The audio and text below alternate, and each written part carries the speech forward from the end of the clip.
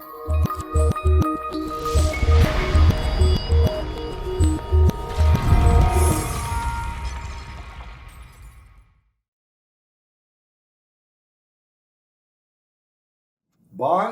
No, James Bond.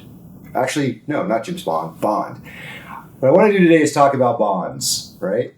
And what are bonds? Why are they important? Why do they matter? What are the different types of bonds? How can you buy bonds? The different ways. So let's talk about bonds. Bonds, quite simply, are loans. They're loans. You are an entity acting as a bank, loaning to corporations or governments, and you're giving them the opportunity to borrow money from you at a good rate of return, ideally a good rate of return. Generally speaking, you have government bonds again and corporate bonds.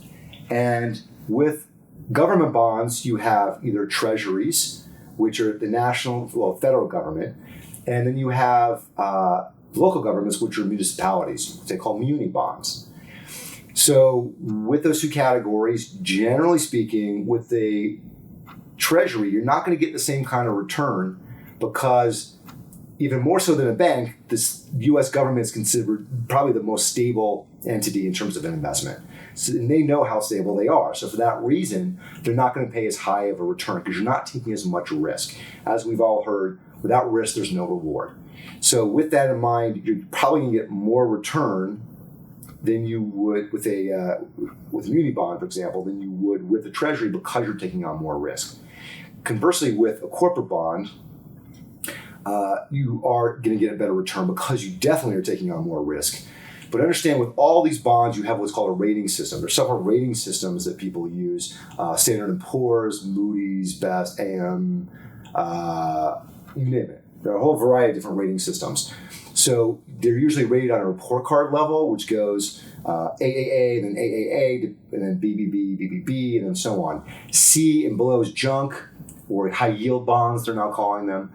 And my old mentor used to say, we like junk, we don't like trash. So understand that not all junk bonds are necessarily a bad thing. I mean, junk bonds are how we came up with probably the iPhone, casinos, all kinds of things. So understand that it's just about risk versus reward.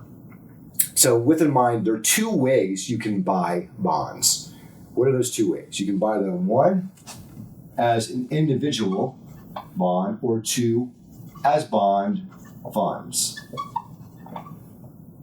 So let's talk about the different ways. So with an individual bond, how does a bond work? You have the opportunity to, when you go into this investment, you know two sure things. And this is why we like individual bonds. You get two, for lack of a better word, the word guarantee. And for compliance purpose, I don't like to use the word guarantee, but it's the closest word to guarantee.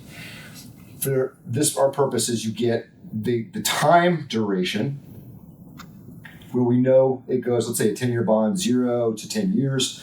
We know how long that investment's going to last. And if you hold the duration, you get your money back, generally speaking. Then you have the guaranteed rate of return. So let's say it's a 10-year bond, and then let's say it's paying 4% return. You know that over a 10-year period, you get 4% off 10. Let's say it's a $100,000 bond. Let's say that you get 4% return. That's $4,000. Over a 10-year period is $40,000. You know you get that consistent rate of return, and you get your money back at the end of the duration.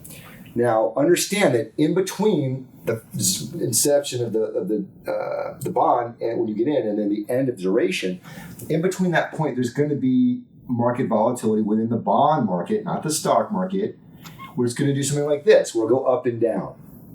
And one of the biggest factors of that is interest rates. Now, I don't want to get too much in the weeds, but understand that there's a reciprocal relationship between interest rates and bond prices. So whenever one's up, the other one's down, and that adjusts the pricing. So yes, that will definitely affect the performance over time. But if you're going to hold to duration, then it's no harm, no foul. As long as you're holding, you get the guarantee, using the word guarantee, the closest thing to the word guarantee, 4% return on a 10-year investment. Again, as long as you hold the duration, you should be fine. So again, duration and then the interest rate. That's for individual bonds. So let's talk about bond funds. What's the difference between bond funds? So with bond funds, imagine anytime you hear the word fund, it's like a box. You have to put assets in that box. In this case, as you've already guessed, your box or your circle, that's going to be like the box. And then you have the bonds contained in that fund, right? So most funds had started a while back when interest rates were really good. And it was probably a performing asset. It was doing really well. But as you know, we've currently, this is being recorded in January of 2019, this video. So as you can see, over time in your bank account, you're probably not getting high interest rates. Interest rates are actually near zero.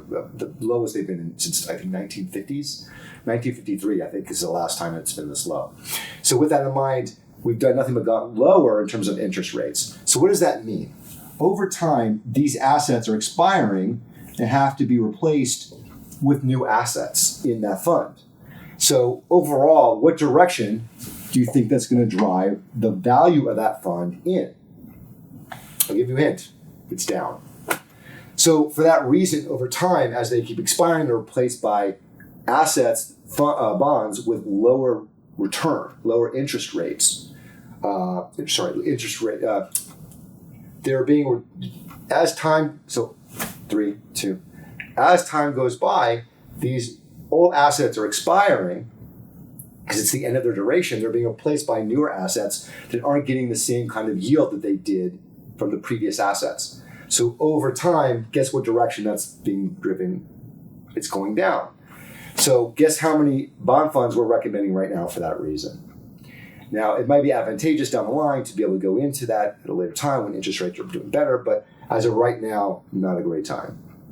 So again, if you're going to do bonds, you're better off doing individual bonds rather than bond funds for this reason. I hope this has been helpful. And if you have any questions, feel free to drop me a line in the office. I hope this has been beneficial. I look forward to speaking with you. Happy investing.